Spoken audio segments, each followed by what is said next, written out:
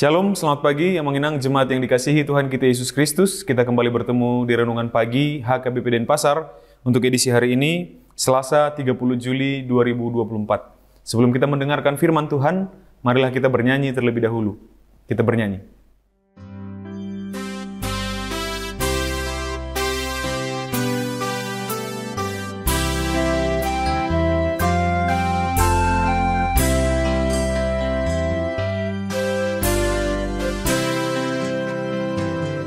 Ibu rohaku, Tuhan Yesus sudah meluncur di Tuhan Yesus. Ibu tonoku, do Tuhan Yesus dan oloan sumurute.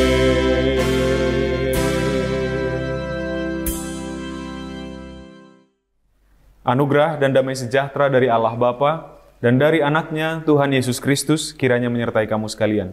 Amin. Firman Tuhan untuk kita pada pagi hari ini tertulis dalam Injil menurut Matius pasal 6 ayat 24. Tak seorang pun dapat mengabdi kepada dua tuan, karena jika demikian ia akan membenci yang seorang dan mengasihi yang lain, atau ia akan setia kepada yang seorang dan tidak mengindahkan yang lain. Kamu tidak dapat mengabdi kepada Allah dan kepada Mammon. Di dalam bahasa Batak dikatakan, Dang hauluan sadahalak dua iduk, say hosoman nado nasada, haholongan nado nasada nari, hobbaran nado nasada, tuisan nado nasada nari. Dang hauluak kamu debata rap dohot Mammon. Demikian firman Tuhan. Mengenang seringkali memang firman Tuhan secara khusus dalam perjanjian baru seolah-olah mengutamakan orang-orang yang marginal, orang-orang yang terpinggirkan, katakan orang-orang miskin secara ekonomi, lalu sementara orang-orang yang secara ekonomi disebut dengan kaya memiliki posisi yang sangat berbahaya. Kalau kita baca secara keseluruhan dan kita hubungkan mengenang tentang posisi orang-orang kaya dan orang-orang miskin dalam kekristenan atau dalam ajaran Yesus Kristus begitu, sesungguhnya tidak ada larangan untuk menjadi kaya dan tidak ada juga kisah atau tidak ada ditunjukkan di sana bahwa Yesus itu sendiri membedakan antara orang kaya dan orang miskin. Tidak. Yesus Kristus sama-sama menjamu mereka. Yesus Kristus sama-sama menerima mereka dengan cara yang sama, tanpa ada perbedaan. Pun demikian, Yesus Kristus selalu memperingatkan bahwa harta kekayaan merupakan suatu ancaman. Uang atau mammon disebutnya di sini merupakan suatu ancaman. Namun demikian, jika pun demikian, kalaupun dikatakan uang, harta, jabatan, atau mammon adalah ancaman, bukan berarti ancaman tidak bisa kita lawan. Tetapi tetap ada ancaman. Lagi pula, bukan berarti orang yang marginal, orang yang terpinggirkan, atau orang yang katakan lagi-lagi yang miskin secara ekonomi, itu menjadi lebih lempang jalannya untuk masuk ke surga, bukan begitu. Tapi yang mau ditekankan di sini adalah bahwa orang tidak bisa mendewakan dua hal, begitu, atau tidak bisa bekerja pada dua tuan. Di zaman ini sistem perbudakan masih ada. Pun di zaman kita sekarang, katakanlah misalnya seseorang bisa bekerja serabutan di beberapa rumah sekaligus begitu, atau yang dikatakan dengan bekerja untuk dua tuan. Tetapi di zaman ini perbudakan itu masih menjadi hal yang lumrah terjadi dalam kehidupan sosial mereka, walaupun di dalam kekristenannya tidak. Dalam kekristenannya di zaman Yesus perbudakan itu pun tidak dibenarkan. Tetapi untuk secara umum di dalam kehidupan sosial, tatanan sosial mereka, perbudakan masih berlaku. Maka diingatkanlah bahwa tidak mungkin ada satu orang hamba yang bekerja untuk dua tuan. Ini sebagai ilustrasi yang dipakaikan, Amang Inang. Ilustrasi yang dipakaikan bahwa ketika kita menyembah kepada Allah, maka turutilah perkataan Allah saja, bukan perkataan mamon atau uang tadi. Karena uang atau harta akan membawa kita ke dalam perbuatan-perbuatan yang tentu bertentangan nanti dengan yang dikehendaki oleh Allah. Jadi intinya adalah biarlah kita turut hanya kepada Allah saja. Tantangannya kepada orang kaya yang disebutkan di sana tadi adalah hal-hal seperti itu. Jadi umumnya orang yang memiliki jabatan dan memiliki kekayaan punya peluang lebih besar, bukan wajib, bukan selalu, tapi punya peluang lebih besar untuk bertangan besi atau untuk merendahkan orang-orang di sekitarnya. Karena dia orang yang lebih kaya, maka ketika ada orang yang lebih miskin, maka dia akan singkirkan orang itu dengan kekayaannya atau dengan jabatannya, begitu. Itu ancamannya bagi orang yang kaya. Tapi apakah orang miskin lalu tidak punya tantangan seperti itu? Tentu saja semua orang punya tantangan yang seperti itu. Mau kaya, mau miskin, mau seperti apapun golongan ekonominya, mau apapun jabatannya, tentu jenis-jenis pemberhalaan ini, pendewaan ini, masih banyak lagi hal yang lainnya. Dengan mamon tentu tadi, artinya orang yang ekonominya rendah pun demi mamon pun bisa menjadi menduakan Tuhan. Orang yang punya harta pun tadi masih bisa punya peluang seperti itu. Dan semua orang-orang ini juga, semua kita ini juga dalam golongan ekonomi, strata sosial apapun, masih punya tantangan-tantangan yang berbeda.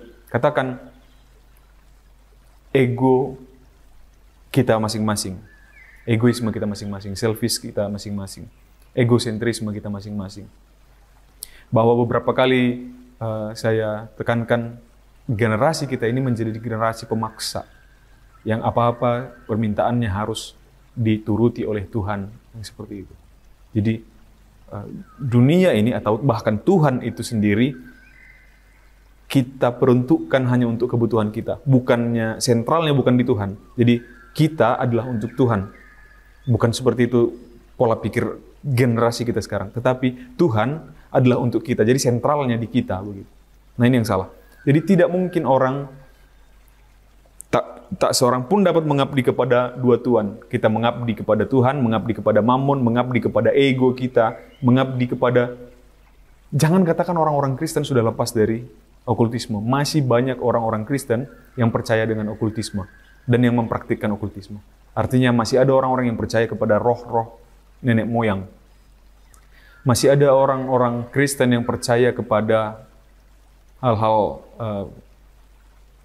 percaya tapi menuruti, percaya kepada hal-hal supranatural. Artinya Tuhan juga adalah misterium, Tuhan juga adalah supranatural. Tapi ada orang lain yang percaya supranatural, tapi malah ketika dia percaya dengan hal supranatural ini, dia malah meninggalkan Tuhan. Yang walaupun logikanya nggak dapat. Kalau dia percaya hal supranatural, harusnya dia percaya kepada Tuhan. Nah, kita semua punya ancaman yang sama untuk itu, Amang Inang. Maka kita diingatkan kembali, biarlah kita semuanya hanya mengabdi kepada satu Tuhan, yaitu Allah Bapa di dalam Yesus Kristus, melalui Yesus Kristus. Banyak sekali gerakan-gerakan sekarang yang katakanlah mau mengatakan bahwa ya udah semua agama kan sama.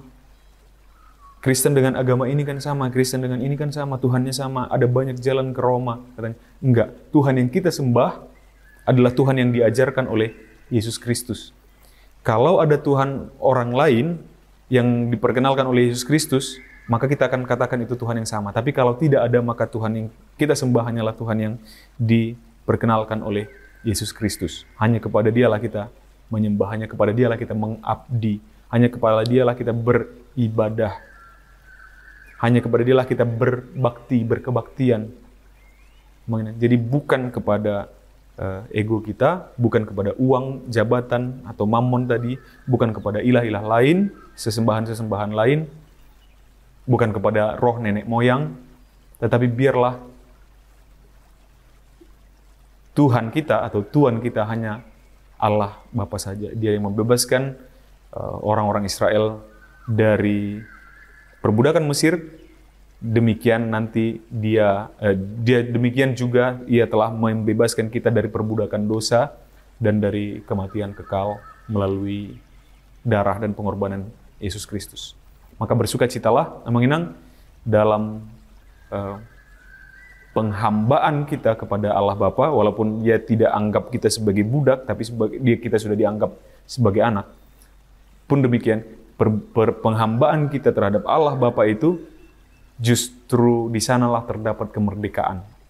Kemerdekaan dari dosa, kemerdekaan dari kematian kekal, kemerdekaan dari maut, kemerdekaan dari kuasa kegelapan. Amin. Kita bersatu dalam doa.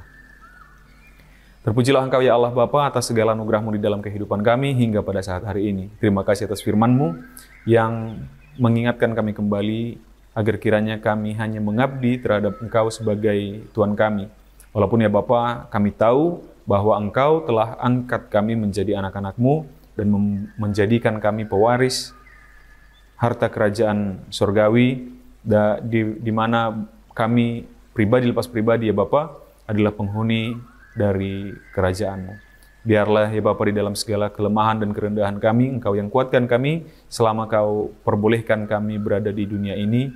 Kiranya kami melalui kuat kuasa-Mu mampu melawan dan mengalahkan kuasa-kuasa si jahat yang hendak mengarahkan kami agar kami mengabdi kepada ilah-ilah lain, kepada ego kami, kepada logika kami, kepada sesembahan-sesembahan lainnya, juga kepada mammon. Namun, biarlah hati dan pikiran kami, perbuatan perkataan kami hanya tertuju kepada Engkau. Berkati sepanjang hari ini segala aktivitas kami ya Bapa, biarlah mendatangkan sukacita bagi kami dan kemuliaan bagi nama-Mu. Terpujilah Engkau ya Bapa, di dalam nama anak-Mu Yesus Kristus kami berdoa dan mengucap syukur. Amin. Demikian renungan pagi kita pada hari ini yang menginang. Sampai jumpa di hari esok. Selamat beraktivitas. Tuhan memberkati. Horas.